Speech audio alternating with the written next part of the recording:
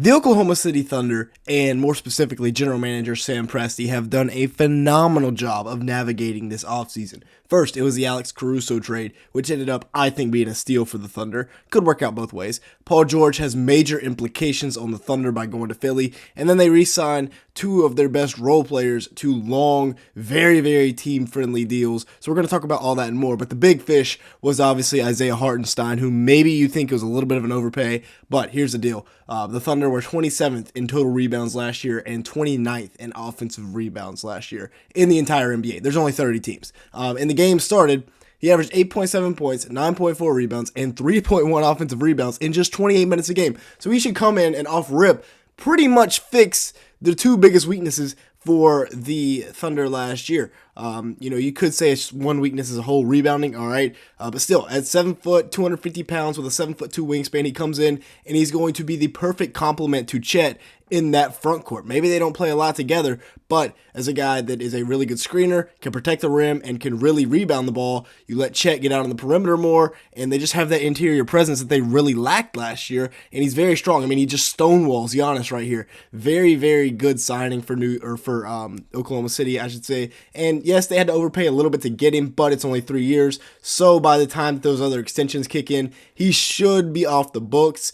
3 years, $87 million, but I mean, even he's a solid passer. I think this could be one of those pieces that you look back and say, hey, OKC doesn't win a championship without Isaiah Hartenstien. 3.1 assists per game in 28 minutes, so maybe that's the missing piece for them. I think it definitely puts them a little bit over the top. And then the Paul George trade.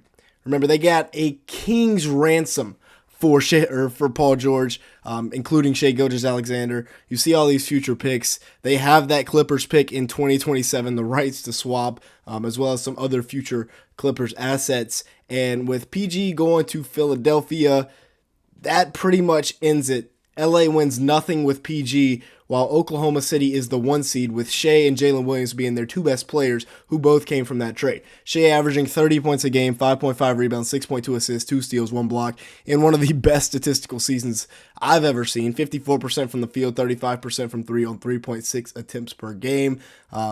He was just absolutely on another level this year. He's going to be an MVP candidate for the next 5 to 10 years for sure. Jalen Williams as well, 19 points a game, 4.1 assists, 4.5 rebounds, 1 steal, and he only played 31 minutes a game. He's not out here playing 37, 38 minutes a night like an Embiid or somebody. He was very efficient, and in the minutes played, he was very good at getting his. 54% from the field and 43% from 3. That is not normal for a 22-year-old wing. Come on now. And then the elite value that we talked about. The two role players and Aaron Wiggins, and then Isaiah Joe, both signing very team-friendly contracts. Aaron Wiggins comes in with a 5-year, $47 million deal for about $9.4 annually. That is fantastic value in today's NBA for the second guy off your bench. He averaged 7 points a game, 2.4 rebounds, and 1 assist last year. Now, you might think that's not crazy good, but he only played 15 minutes a game.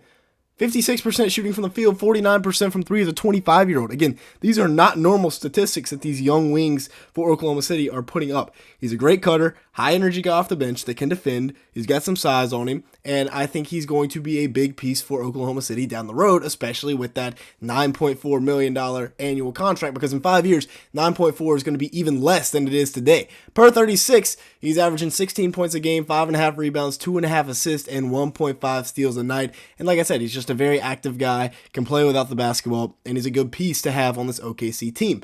Isaiah Joe, another guy, an absolute marksman. 4 years, $48 million, and probably for the top shooter on the team, that's a very good contract at just $12 million a year. Once again, as the years go on, that $12 million is going to take less and less of a hit against the total percentage of the cap.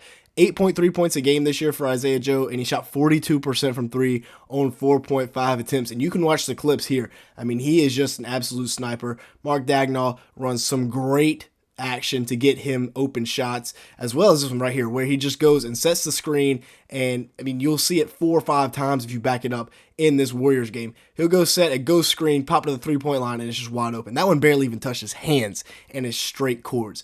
With that being said, let's go ahead and take a break here. Make sure to like button, leave me a comment down below, and hit that subscribe button if you are enjoying today's video at any point. As you can see here, basically everybody that watches these videos is not subscribed to the channel. So if that is you, go ahead and change that. Also, we're trying to hit 200 likes on today's video, so if you could help us out with that, it'd be greatly appreciated. And with that being said, let's go ahead and continue on looking at the draft, because obviously the Thunder, with the biggest war chest of draft picks in the NBA right now, they go out, they get Dylan Jones, they get Nikola Topic. Dylan Jones had this quote to say on Twitter, and I thought this was a great quote because obviously he's not going to be the guy in the NBA, but he averaged 20, 10, and 5 last year at Weber State, and he's going to come in and he's just a winning player. He's going to impact this Thunder team in a positive way. 6'5", 225 pounds, so he's got good height, good weight.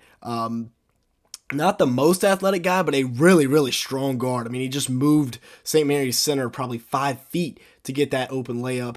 He can hang and finish with the best of them. I know this is against the West Coast Conference competition, but still, he can pretty much score from anywhere. Score going left in the mid-range.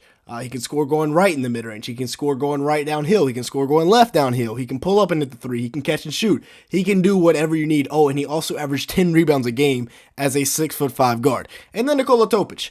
This is a guy that the Thunder had the luxury of getting because they have so many future picks. A projected top 5 pick. He was a surefire top 5 pick before the ACL news came out. So yes, he will miss the entire season, but he's a 6'7" dimer that can come in and run that second unit, especially if Cason Wallace does not work out. Although Cason Wallace showed he probably will work out after last year, but he's a very crafty finisher, does a great job of using his body and extending his arms, using that wingspan to finish over people, as you can see here.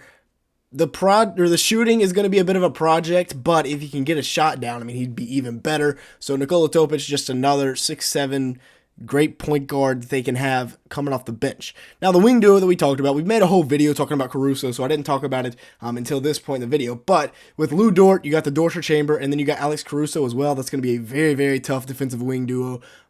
Dort averaging 11 points, 3.6 rebounds, and 1.4 assists per game last year on 44% shooting from the field, 39% from 3 on 5 attempts. Really good numbers for him. And then Caruso averaged about 10 points per game, 3.8 rebounds, and 3.5 assists. All three were career highs in their respective categories, and he played in 71 games played.